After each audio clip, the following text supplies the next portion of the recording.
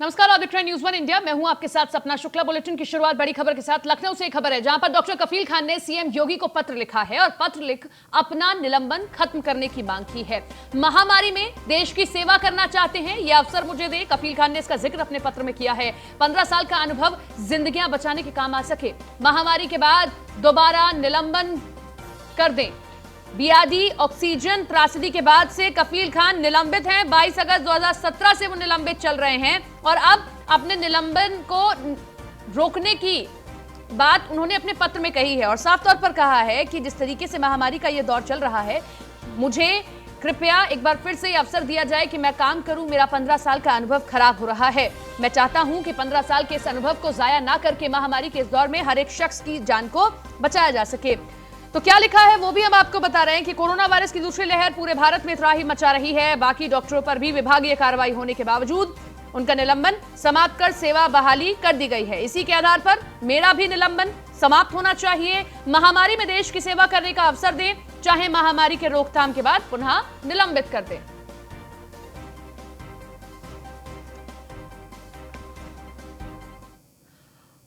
आदित्य द्विवेदी हमारे bureau chief Lucknow से, वो हमारे साथ लाइव जुड़ गए हैं। उनसे ज्यादा जानकारी इस पूरी खबर पर लेते हैं। आदित्य, जिस तरीके से हम देख रहे हैं कफील खान ने ये पत्र लिखा है, अब देखना यह है कि इसमें सीएम योगी क्या रिएक्शन देते हैं, क्योंकि पहले हमने खूब तनातनी देखी है, ट्विटर पर वॉर हुआ और किस तरीके से ये सब चीजें होंगी। आपके पास में लौटेंगे, खुद डॉक्टर कफील खान हमारे साथ में जुड़ गए हैं।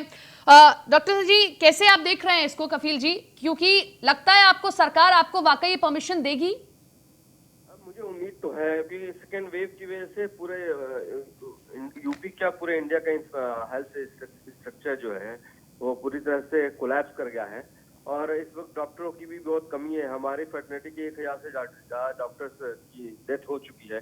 तो अगर मैं उसमें अगर मुझे मेरी सेवा ले सकेंगे तो शायद कुछ जाने बच जाएगी।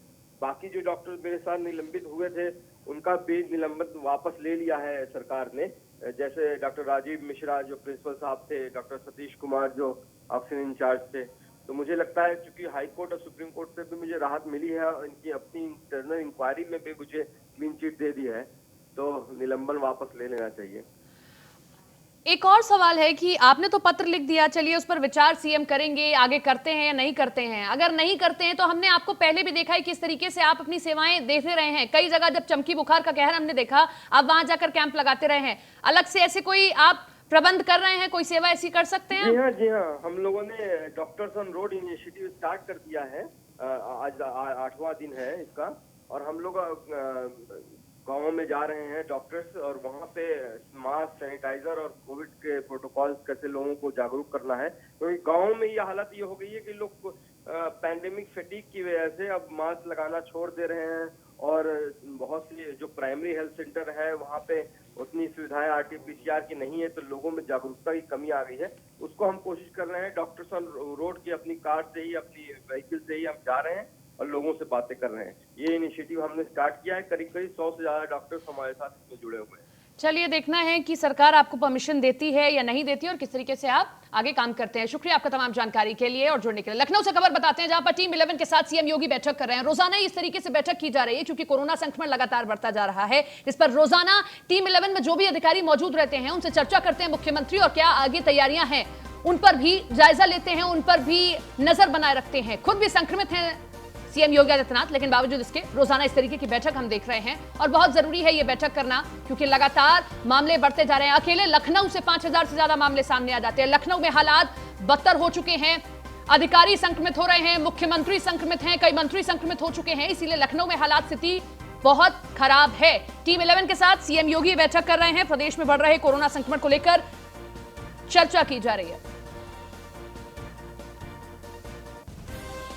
आदित्य हमारे साथ में लखनऊ से जुड़ रहे हैं, उनसे ज्यादा जानकारी इस पूरी खबर को लेकर लेते हैं। आदित्य, रोजाना हम देख रहे हैं कि टीम 11 के साथ बैठक सीएम योगी कर रहे हैं और रोजाना ही नए फैसले लिए जा रहे हैं, लेकिन आज एक चीज पर और सभी की नजर है। जैसे दिल्ली में लॉकडाउन लगा, मांग उठी कि यहां पर भी 1 हफ्ते के लिए लॉकडाउन होना चाहिए। 5 शहरों का जिक्र भी कर दिया कोर्ट ने कि इन शहरों में आप लॉकडाउन लगाइए, लेकिन योगी सरकार लॉकडाउन के सख्त खिलाफ है। क्या लगता है कि इस बैठक के बाद कुछ विचार इस पर भी हो सकता है?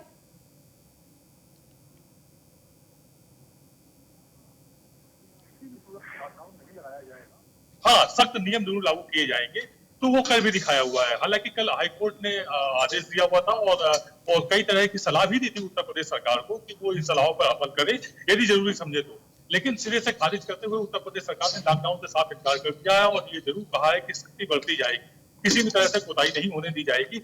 फैलते संक्रमण के बीच में बड़ी चुनौती है सरकार के सामने कि किस तरह से संसाधनों के अभाव में सभी लोगों का समुचित इलाज हो पाए, तो उसकी कोशिश में आज भी बैठक हो रही है। इस बैठक के बाद आज शाम तक उम्मीद की जा रही है कि सख्ती और बढ़ा दी जाएगी। मसलन जिस अंदाज में दुकानों में भीड़ अगर लग रही है तो वो भीड़ न लगने पाए, वहां से ग्राहक न पहुंचने पाए, ये कुछ इस तरह की सख्ती आज शाम तक देखने को मिल सकती है। जी, लखनऊ में स्थिति बहुत ज्यादा खराब है अश्विनी। जिस तरीके से हम देख रहे हैं 5000 से ज्यादा केसेस आज भी सामने आए हैं और शमशान घाट पर किस तरीके से हालात खराब होते जा रहे हैं, वहां पर स्थिति बद से बदतर है। लखनऊ में अब क्या सख्त कदम और उठाए जाने चाहिए? हालांकि राजनाथ सिंह आगे आए, उन्होंने लगातार सेना से बातचीत कर रहे हैं। डीआरडीओ ने कहा है कि हम एक अस्थायी अस्पताल यहां पर जरूर बनाएंगे। किस तरीके से लखनऊ में तैयारियां हैं? देखिए, पूरे प्रदेश में सबसे मतलब भयावह स्थिति में देखा जाए कोरोना की जो सबसे ज्यादा संक्रमण फैला हुआ है वो लखनऊ में ही फैला हुआ है। लगभग 6000 के करीब मरीज पिछले एक सप्ताह से निकल रहे हैं। वो संख्या 5800 है, 5700 है, 5500 के आसपास है। कल वो जो है 5800 समथिंग थी। तो वो जो वहाँ की स्थिति है वो काफी ज्यादा गड़बड़ है। सबसे पहली जो प्राथमिकता है लोगों को अस्पताल मिल सके, बेड मिल सके, ऑक्सीजन की सप्लाई लगातार हो सके। महज 6 से 7 घंटों की ऑक्सीजन सप्लाई अस्पतालों में बची हुई है, तो इसको लेकर के लगातार कोशिशें की जा रही है। राजनाथ ने भी डीआरडीओ की तरफ से specially 5000 metric ton oxygen gas भिजवाई हुई है। इसके अलावा वहां पर एक ऑक्सीजन प्लांट भी शुरू किया जा चुका है।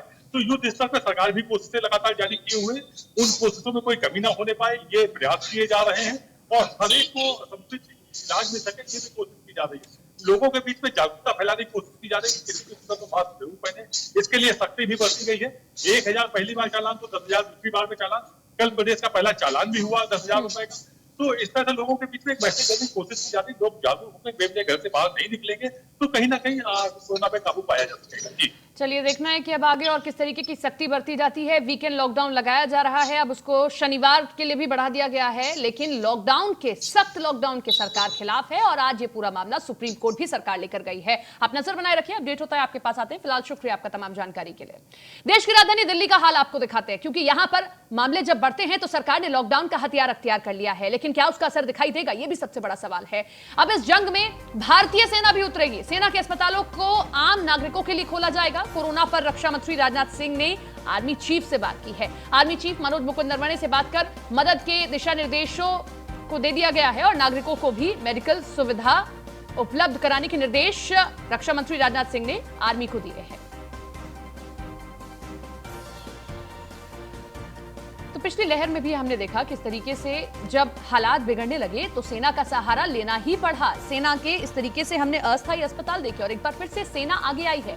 सीमा पर रहकर तो देश की सेवा करती ही है, लेकिन अब जो है इस महामारी के दौर में भी, इस कोरोना की जंग में भी सेना आगे आ चुकी है। सेना की मदद ली है और अब सेना जो है संक्रमित मरीजों का इलाज भी करेगी, यानी कि सेना के जो अस्पताल है वहां पर भी संक्रमित मरीजों का इलाज किया जाएगा।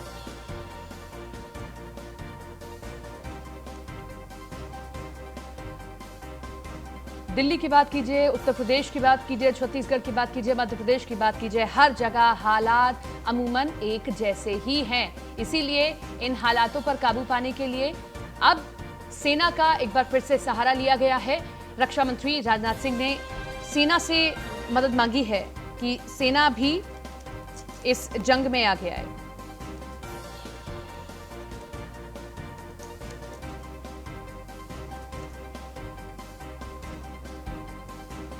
तो दिशा निर्देश जारी किए हैं रक्षा मंत्री राजनाथ सिंह ने।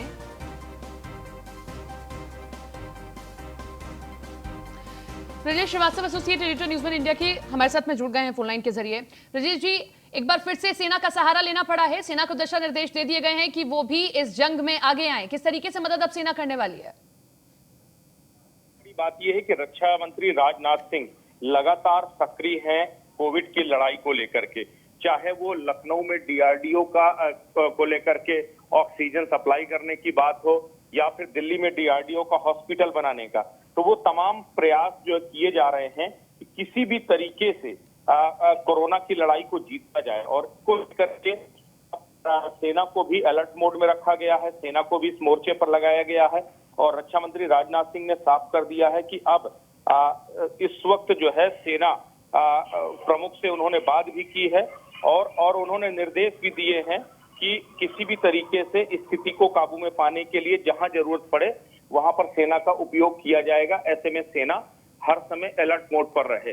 तो अब पूरी केंद्र सरकार की सारी एजेंसियां मिलकर के कोरोना की बड़ी लड़ाई को लड़ने जा रही हैं और लड़ने का मन बना चुकी है। और सबसे बड़ी बात यह है कि रक्षा मंत्री राजनाथ सिंह ने जो है इस पर सक्रिय भूमिका अदा की है। इस बार कोरोना की लड़ाई में सबसे सक्रिय तौर पर अगर केंद्रीय नेतृत्व की तरफ से कोई केंद्रीय सरकार की तरफ से कोई चेहरा आया है तो राजनाथ सिंह बन के निकले हैं। एक बार फिर उन्होंने सेना प्रमुख से बात की है। सेना प्रमुख से साफ तौर पर कहा है कि सेना जिस भी इलाके में ज्यादा कोविड का संक्रमण है वहां पर काम करे और इन्फेक्शन को कम करने के लिए, लोगों को मदद पहुंचाने के लिए उनको राहत उपलब्ध कराए। चलिए, शुक्रिया आपका तमाम जानकारी के लिए। दिल्ली से खबर, जहां पर मुख्य चुनाव आयुक्त सुशील चंद्रा भी कोरोना संक्रमित हो गए हैं और चुनाव आयुक्त राजीव कुमार भी संक्रमित हुए हैं। यह बड़ी खबर दिल्ली से आपको बता रहे हैं। दिल्ली में मुख्य चुनाव आयुक्त सुशील चंद्रा भी कोरोना की जद में आ चुके हैं। चुनाव आयुक्त राजीव कुमार को भी कोरोना ने अपनी जद में ले लिया है। तो हालात कितने बिगड़ चुके हैं, अब आप यहां से अंदाजा लगा सकते हैं। क्या आम क्या खास, हर कोई कोरोना की चपेट में आ चुका है। हर एक कोने तक कोरोना ने दस्तक दे दी है। लिहाजा सावधानी ही बचाव है और बहुत जरूरी कि सावधानी बरती जाए।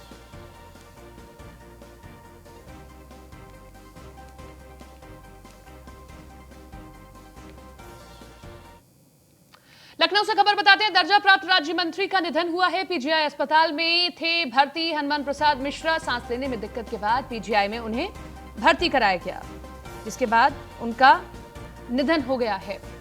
यह खबर लखनऊ से आपको बता रहे हैं, जहां पर दर्जा प्राप्त राज्य मंत्री का निधन हुआ है। पीजीआई अस्पताल में उनका इलाज चल रहा था, लेकिन सांस लेने में दिक्कत होती है। इसके बाद पीजीआई में भर्ती कराया गया और अब उनका निधन हो गया है। कोरोना संक्रमित थे हनुमान प्रसाद मिश्र। आदित्य द्विवेदी हमारे ब्यूरो चीफ हमारे साथ जुड़ गए लखनऊ से। देखिए किस तरीके से हालात बिगड़ रहे हैं आदित्य, ये हम समझ सकते हैं कि किस तरीके से एक दर्जा प्राप्त मंत्री भी हालात बिगड़ते हैं और अब उनका निधन हो गया है।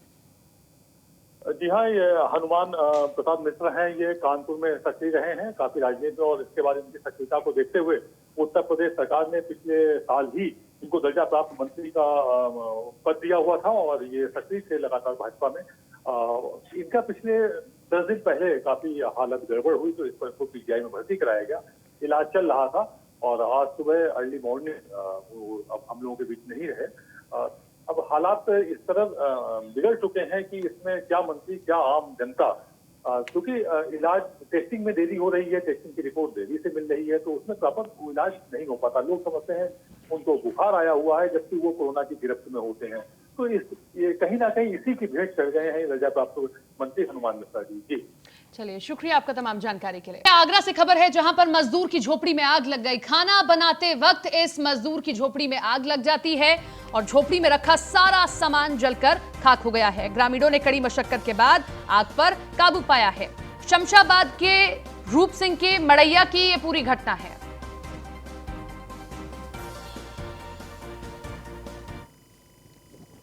तस्वीरें हम आपको दिखा रहे हैं, ये तस्वीरें आप देखिए, एक्सक्लूसिव तस्वीरें आप देख रहे हैं किस तरीके से छोटा सा आशियाना इस मजदूर का जलकर खाक हो गया है। झोपड़ी में बैठकर खाना बना रहा था, उसी समय यह हादसा हो जाता है। रायबरेली से खबर आपको बताते हैं, रिश्तों को शर्मसार करने वाली घटना यहां से सामने आई, जहां पर अंतिम संस्कार के दौरान अधजला शव छोड़कर परिजन भाग गए। अधजले शव को कुत्तों ने नोच कर खाया है। वीडियो वायरल हुआ है। डलमऊ कोतवाली क्षेत्र के डलमऊ गंगा घाट का यह पूरा मामला है।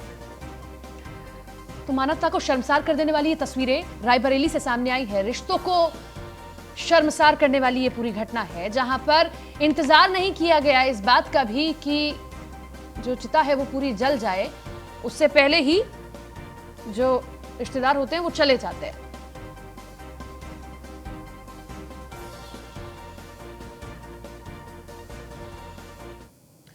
दिल्ली से खबर है जहां पर 26 अप्रैल तक लगे लॉकडाउन ने प्रवासी मजदूरों में बेचैनी पैदा कर दी है, जिसका नतीजा यह हुआ कि आनंद विहार और कौशांबी बस अड्डे से यूपी और बिहार के दूर दराज शहरों से प्रवासी लोग पलायन करने लगे हैं। 2020 जैसी भीड़ एक बार फिर से यहां दिखाई दे रही है।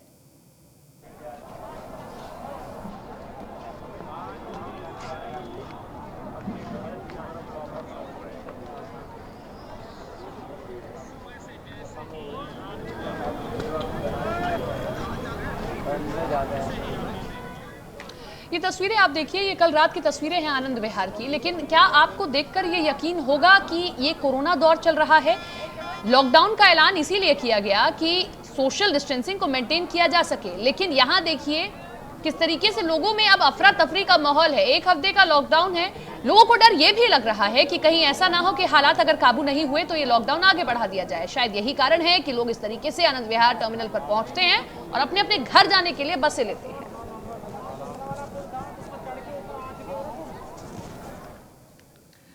तो देश की राजधानी दिल्ली की एक तस्वीर ऐसी जो दिल्ली को शर्मसार करने वाली है। लॉकडाउन में हजारों लोग अपने पत्नी बच्चों को लेकर सड़कों पर दर दर की ठोकरें खा रहे हैं, तो दिल्ली पुलिस लगातार गश्त कर रही थी और इसी दौरान दिल्ली के डीसीपी नॉर्थ से न्यूज़ 1 इंडिया के एसोसिएट एडिटर ब्रजेश श्रीवास्तव ने बातचीत की है।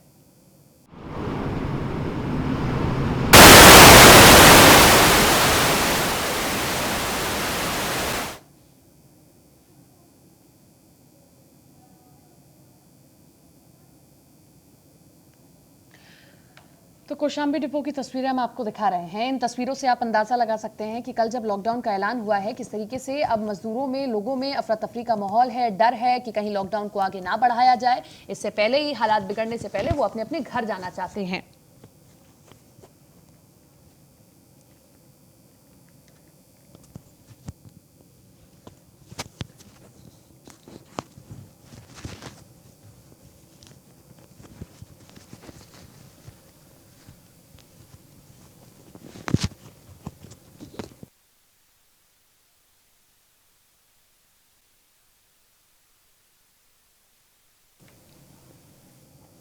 कानपुर से खबर, जहां पर पैतृक जमीन विवाद में भाई की हत्या कर दी गई। सगे भाइयों ने ही भाई को मौत के घाट उतार दिया है। हंसिए से ताबड़तोड़ वार किए हैं और भाई की हत्या कर दी। हत्या के बाद सभी आरोपी मौके से फरार हो गए हैं। लंबे समय से भाइयों का इलाज चल रहा था। जमीनी विवाद में पुलिस ने शव को कब्जे में लेकर छानबीन शुरू कर दी है। घाटमपुर थाना क्षेत्र के असवाकुपुर नंदना गांव की यह पूरी घटना है। तो भाई ही भाई की मौत का कारण बना है। कानपुर से एक खबर आप देख रहे हैं, जहां पर सगे भाइयों ने ही भाई की जमीनी विवाद में हत्या कर दी।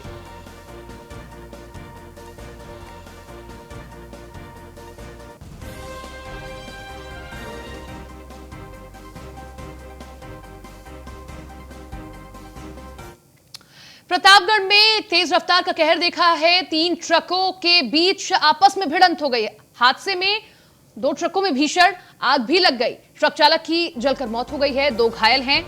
नगर कोतवाली के कटरा मेदनीगंज चौराहे की ये पूरी घटना है। तस्वीरें आप देखिए, ये तस्वीरें प्रतापगढ़ की हैं, जहां पर रफ्तार का कहर इस कदर बरपा है कि 3 ट्रक आपस में टकरा जाते हैं, जिसमें 2 ट्रकों में भीषण आग लग गई है। तस्वीरों में आप देख सकते हैं, जिसमें कि एक चालक की जलकर मौत हो गई है। बुलेटिन में फिलहाल के लिए इतना ही। देखते रहिए न्यूज़ 1 इंडिया।